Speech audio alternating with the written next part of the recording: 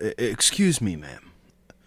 Your son seems to be overflowing with magic, and I don't know what you did. I don't know what came from it, but I think your son's a sorcerer. Hello? Howdy, hi, and hello. I'm Noah from Noah's Nest. Don't worry about it. Let me discuss about the sorcerer so you can understand what this doctor is talking about. Let me just set something up real quick.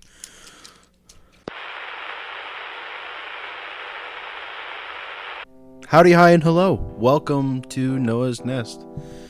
A introduction to each class where I, Noah, will be discussing each and every single class, going through the levels in the subclasses to give any new players some ideas of what class they could choose or just something that you all can enjoy and listen to.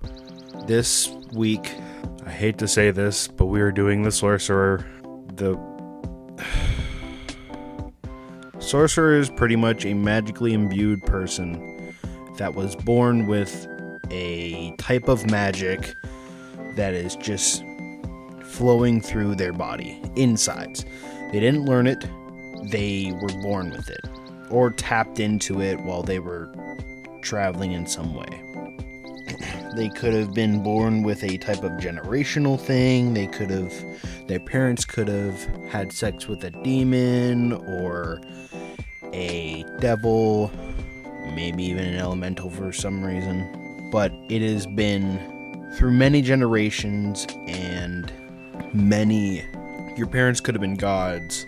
It's a lot. You were just born with an uncontrolled raw amount of magic within your body that you're able to use. So, as usual, I will go through all of the levels of this shit for class. After that, I'll go through the optional class features and then the different subclasses or the origins. Okay, let's begin. To start out, you get spellcasting. You're born with magic, you're able to cast spells focused on the sorcerer spell list, or if this is for the new 1D&D, the arcane spell list. As you level up, you'll get more spells, all the way up to level 9 spells. Also at level 1, you get to choose your sorcerer origin, aka subclass, but I will get into that a little bit later. At second level, you get front magic. This is where you can tap into your overwhelming magic within you and use sorcery points. Sorcery points is where you can use these specific magical points to change the way that you're casting spells by changing that it can go farther, maybe doubling a spell, and others. I will go through them in just a little bit. You can sacrifice spell slots, or you can gain spell slots by using sorcery points. So you're able to sacrifice a spell slot to gain sorcery points. So at first, if you sacrifice at first level, you'll get 2. At second, you can get 3. At third, you can get 5. 4th, 6th, and then 5th, 7th. You can only go up to 5th, but it's still a good amount for what you can do. And vice versa. If you want to gain back one of these spell slots, you'll have to use those sorcery points for that level that you want. Next, at third level, you get meta magic. This is where you can use those special sorcery points and twist your spells to your liking. So some of the different meta magic abilities that you can choose are careful spell. This is where you can, let's say you want to throw a fireball and your ally is in the fireball area. You can use this, spend a sorcery point for each creature up to your charisma modifier, and they will automatically succeed that saving throw. So they will only take half, or maybe they'll take none, depending on what other class they are. There's distance spell, where you can spend a sorcery point and it'll double your range. So instead of maybe 120, it'll be 240. And if it's a touch range, if it's touch and you spend a sorcery point, it'll be 30 feet away then. So you're not just from touch to 5 feet away. Next is empowered spell. Whenever you roll the damage, you can spend a sorcery point to re-roll a number of damage dice up to your charisma modifier. But you have to use the new rolls. The other good thing about the empowered spell is that you can use it if you've already used another meta magic option to use for that specific spell.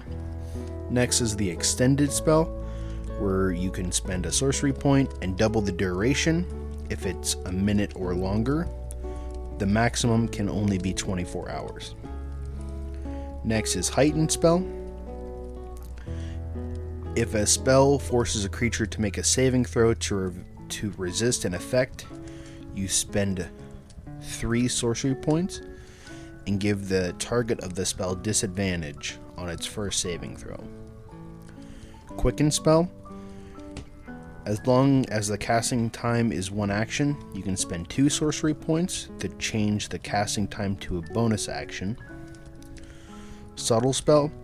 You can spend a sorcery point to cast it without any somatic or verbal. So, if a spell has your hand movements, your speaking, and materials, you'll only have to use materials if you use this meta magic. And the last one in this area is twinned spell. If you cast a spell that only targets one creature and doesn't have a range on self, you can spend a number of sorcery points equal to the spell level to target a second creature in range with the same spell. But the spell must be incapable of targeting more than one creature at the spell's current level, such as Magic Missile or Scorching Ray. They can't be used, but Ray of Frost and Chromatic Orb can be. So they have to target a single person. At 4th level, 8th, 12th, 16th, and 19th, your ability score improvement comes into play, where you can increase one ability score by 2, or 2 ability scores by 1, or if you want to roll the die, you can choose a feat. And then say fuck it for the rest. And at 20th level, Sorceress Restoration. You regain 4 expended sorcery points whenever you finish a short rest. That is the downside of the Sorcerer. If you, without a subclass, you're not gonna get much. But let's go on to the optional features. First level, the sorcery spells. This is where they added in the Tasha's Cauldron and Xanathar's Guide to this array of spells that you can choose. At 3rd level, they created 2 more meta magic options. So this one is Seeking Spell. If you make an attack roll for a spell and miss, you can spend 2 sorcery points to reroll the d20, and you have to use the new roll. Along with that, you can use this option even if you've already used a different meta magic option to cast that same spell. And the other one, which I kind of like, is the Transmute spell. It's whenever you would deal a type of damage from the list below, you can spend a sorcery point to change the damage. So if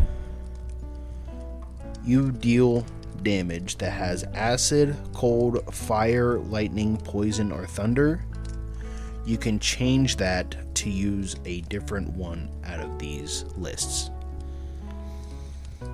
At 4th, there's Sorceress Versatility. Whenever you would gain a level that grants you the ability score improvement, you can replace one of your meta magic options with a different one, and you can replace a cantrip with a different cantrip from the Sorcerer spell list.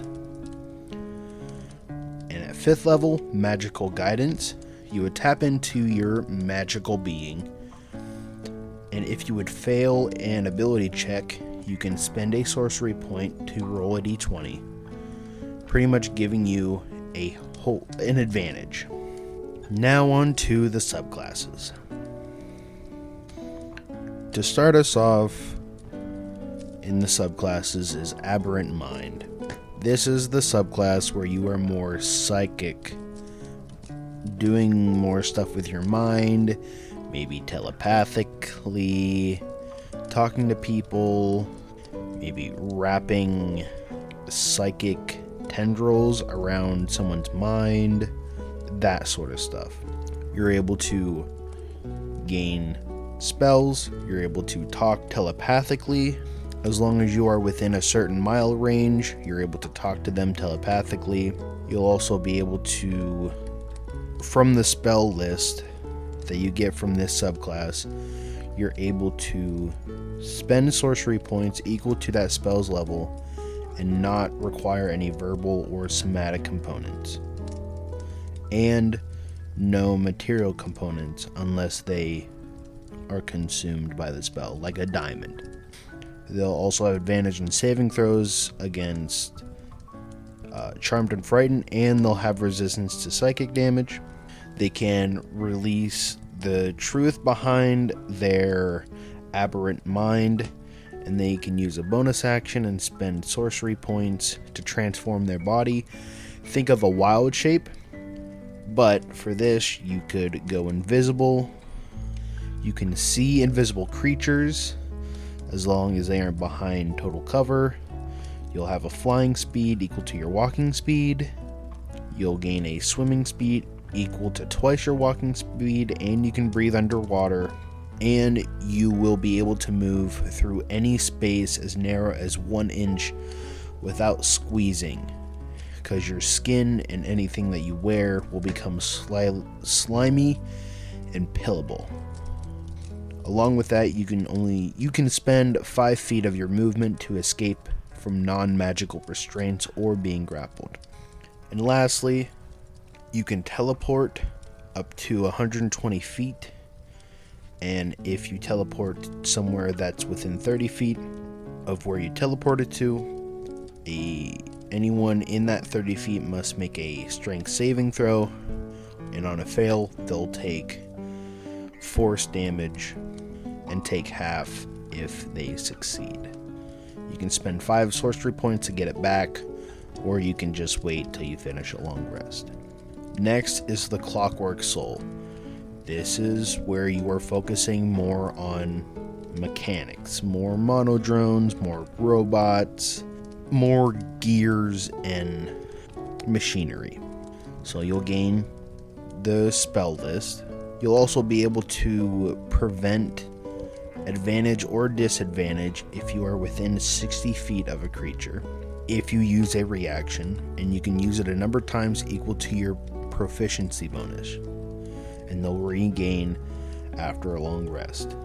You'll also be able to use an action to spend 1 to 5 sorcery points to create a magical ward around you or another creature within 30 feet of you.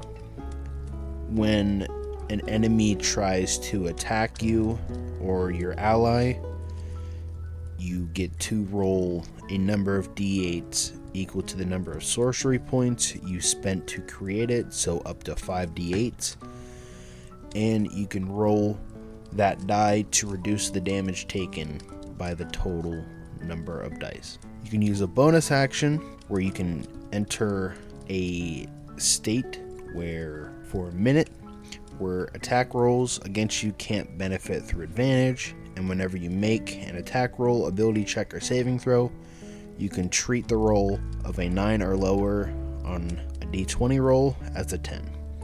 And once you use that as a bonus action, you can't use it again unless you spend 5 sorcery points. And lastly, in this class, you could summon a spirit as an action. You create like a swarm or a giant monodrone or a type of construct where they are invulnerable. The spirit restores up to 100 hit points divided by however you want to choose that's within 30 feet of it. Any damaged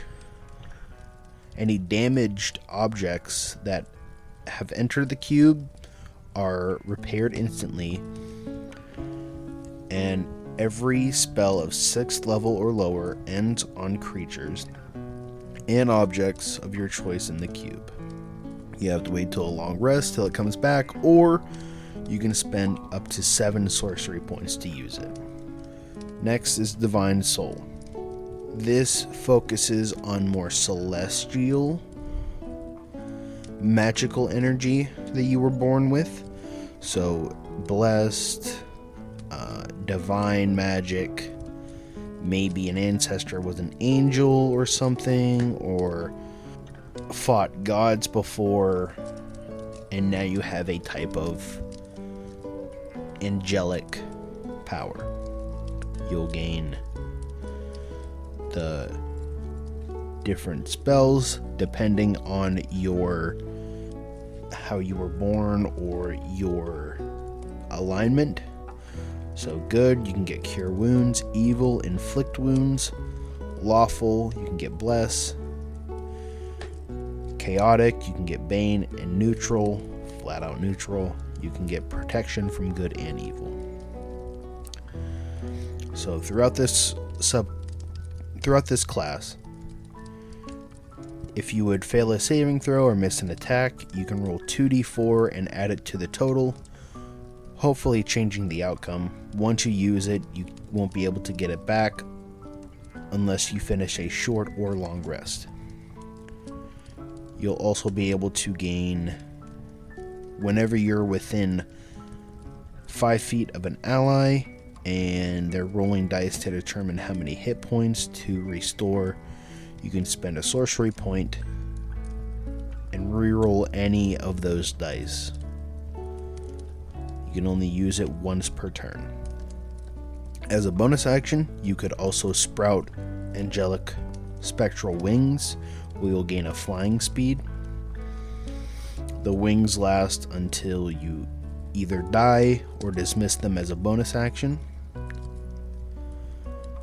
Same thing as the alignment, it changes depending on what your alignment is. So eagle wings for good or lawful, bat wings for eagle or chaotic, and dragonfly wings for neutral. And the last one, you can use a bonus action. If you have fewer than half of your hit points, you can regain a number of hit points equal to half of your hit point maximum. And you can't use this feature until you use a long rest. Next is Draconic Bloodline. This is where you were born or your ancestors has mingled with dragonborns or dragons, and now you have the dragon-like powers within you. So firstly, you get to choose the type of ancestor of dragon.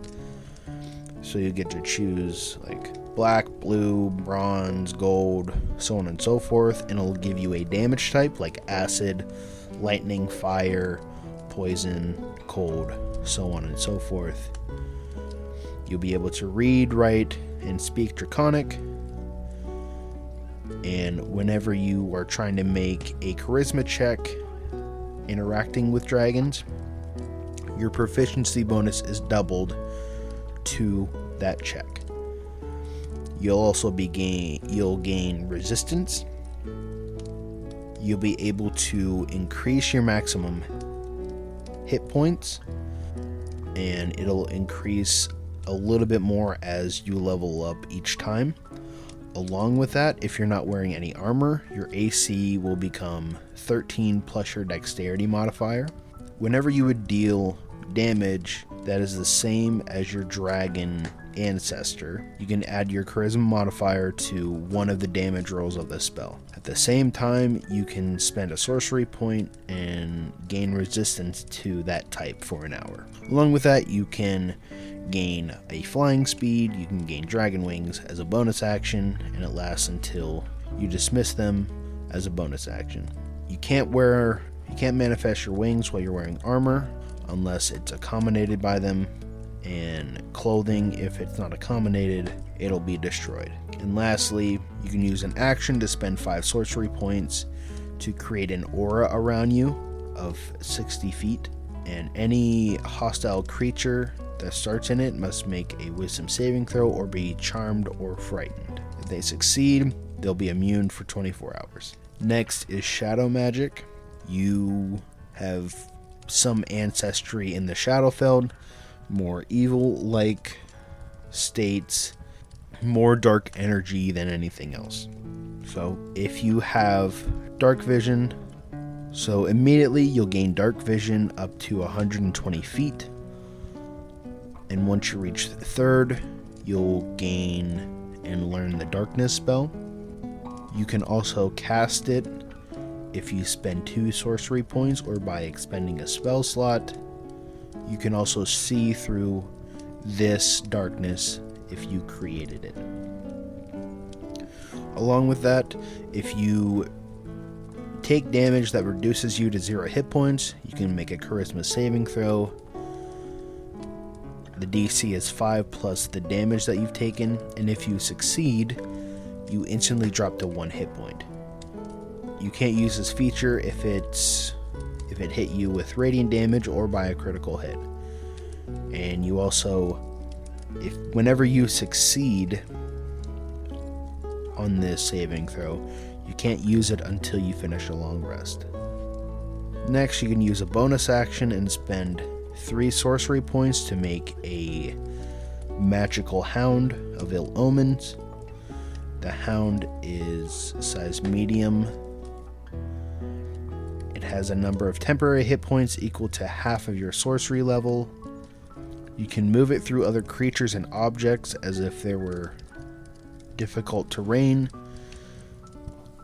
The hound takes 5 force damage if it ends its turn inside of an object. And at the start of its turn, the hound automatically knows its location. If the target was hidden, it is no longer hidden from the hound.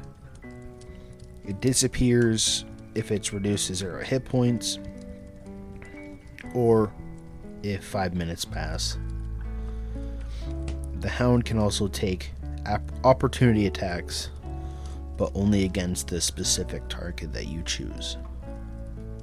The hound will use the direwolf statistics as well. Next, whenever you're in dim light or darkness, you can use a bonus action to magically teleport up to 120 feet that you can see that is also in dim light or darkness. And lastly, in this class, you can spend up to 6 sorcery points as a bonus action to transform yourself into a shadowy form, where you will be resistant to all damage except force and radiant.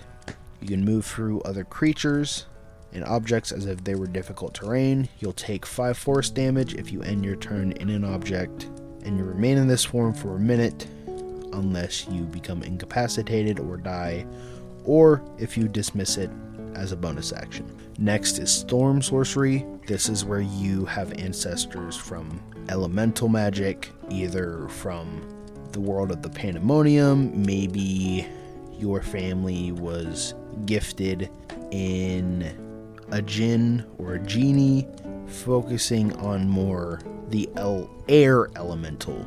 You'll be able to speak, read, and write Primordial, which is the elemental language, and you'll also be able to understand Aquan, Urgan, Ignan, and Terran. Those are the specific type of elemental languages. As a bonus action, you can cause gusts of elemental air to briefly surround you. Immediately before or after you cast a spell, you can fly up to 10 feet without provoking opportunity attacks. You'll gain resistance to lightning and thunder damage, and whenever you would cast a spell that would deal lightning or thunder damage, you can choose a creature that's within 10 feet of you to take lightning or thunder damage equal to half of your sorcery level. You'll also be able to gain control of the weather, quote unquote. If it's raining, you can use an action to stop the rain from falling in a 20-foot radius sphere centered on you. And if it's windy, you can use a bonus action each round to choose the direction the wind blows in a 100-foot radius sphere centered on you. The wind blows in that direction until the end of your next turn, and the feature doesn't alter the wind speed. Next, whenever you hit a melee attack, you can use your reaction to deal lightning damage to the attacker. The damage is equal to your sorcery level, and the attacker must also make a strength saving throw against the sorcerer's spell save DC. On a failed, the attacker is pushed in a straight line 20 feet away. And lastly, you'll be able to gain immunity to lightning and thunder damage, and you'll also be able to magically fly of 60 feet.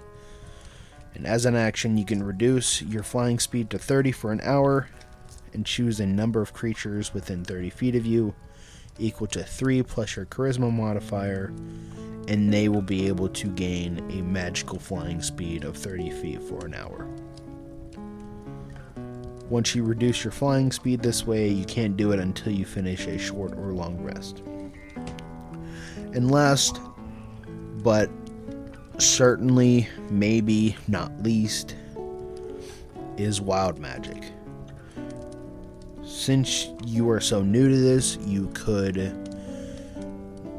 might not know where your magic is coming from. You might have been blessed by a fae or a demon. Maybe an elemental was just having fun. Maybe a complication happened while you were at birth, so on and so forth. So at first level, you'll get Wild Magic Surge. Once per turn, the DM can have you roll a d20 immediately after you cast a spell. And if you roll a 1, you have to roll on a Wild Magic Surge table, which is a d100. So something like casting Fireball on yourself. If you would die in the next minute, you'll come back to life by the reincarnation spell. You could be immune to intoxicated by alcohol for the next 5d6 days.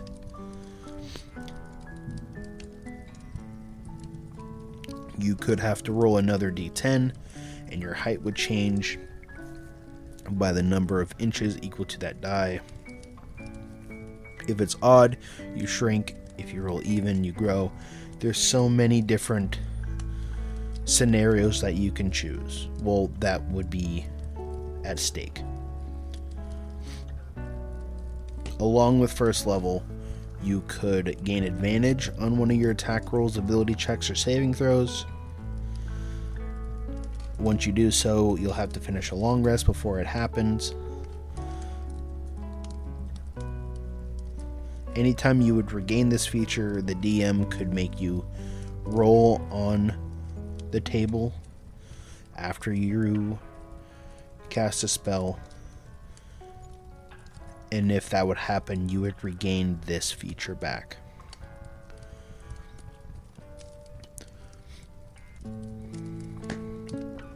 Also, whenever another creature you see makes an attack roll, ability check, or saving throw, you can use your reaction and spend 2 sorcery points to roll a d4 and apply the bonus or penalty of your choice to that roll.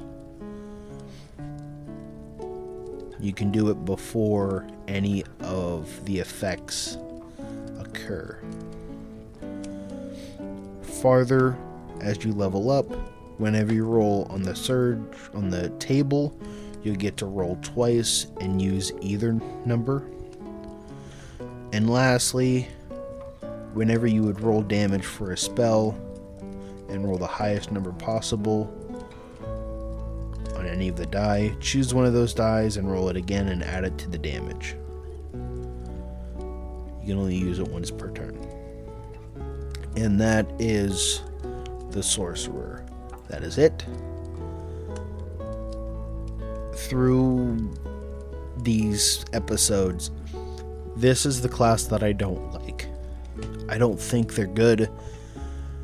I think for new players it is very confusing of trying to use the specific meta magics and trying to find a way for it to be successful. The only way that this class is successful is if you multi-class. Other than that, it is not going to be good in my opinion. Because the meta magic options aren't the best. Yes, you can maybe change some damage types. You can make someone re-roll. It's just not great. And Twin Spell, you can't use Fireball on it because it can affect multiple people. In my opinion, it can be a good class if you multi-class, but it's not meant to be alone. So, all in all, I'll rate this a 4. Yes, I hate the class. Yes, I want to rate it lower. But if you know what you're doing, if you are more well-rounded to D&D, and you want to give it a try, you can.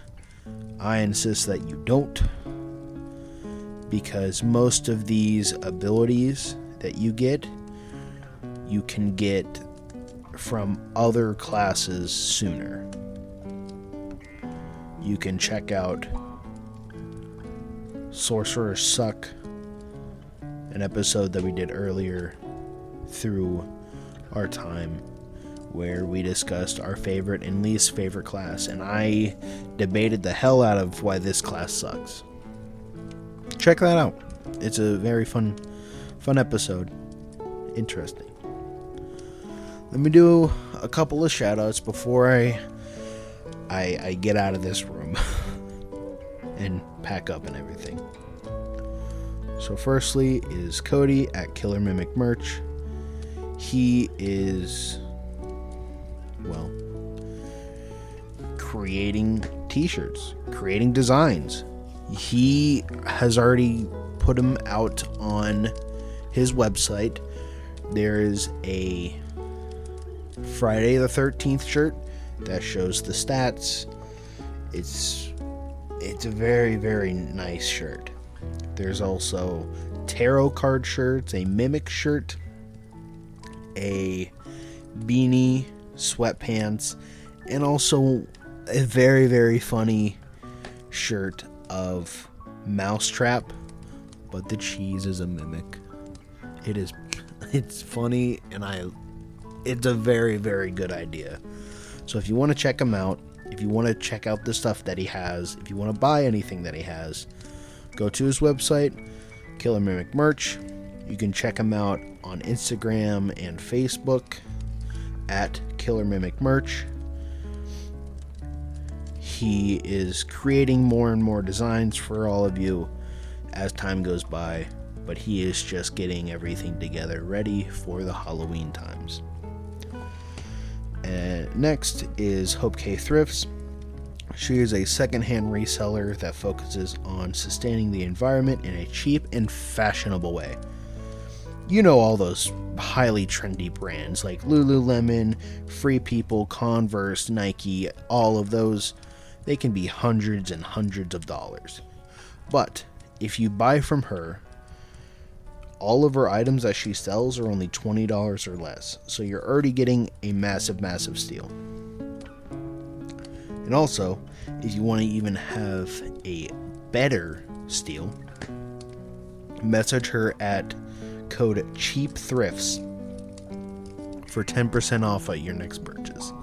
So after getting a massive steal, you can buy 20 pairs of clothing and have another 10% off. That's unheard of everywhere. You can find her at Poshmark, Depop, Macari, Instagram, and so much more at Hope K Thrifts. She can work her way around a deal if you are thin on cash but need some very, very fashionable clothes. Go check her out. Go buy from her. She's doing great shit. And lastly, very last but certainly not least, is us, Creatures and Cantrips. You can find us on Instagram, Facebook, Twitter, at Creatures and Cantrips. We are always open for suggestions. We're always open to talk or chat or whatever. We do have something coming up very shortly that it's going to be, by the time this comes out, we've already done a couple episodes, but we will upload them at a later time. But hey, like, share, comment, subscribe, rate us 5 stars, share to your friends, family, moms, dads, uncles, weird cousins. It doesn't really matter. Thank you all for listening. I'll get out of this room. I feel like I've kind of stayed here a little bit too long of trying to describe a shitty class. Congratulations, by the way. Thank you, doctor. I'll get out of here. Have a good night. See you guys. Nope. All right, hold on. Wait. Okay, I didn't fuck up. All right, good. See ya.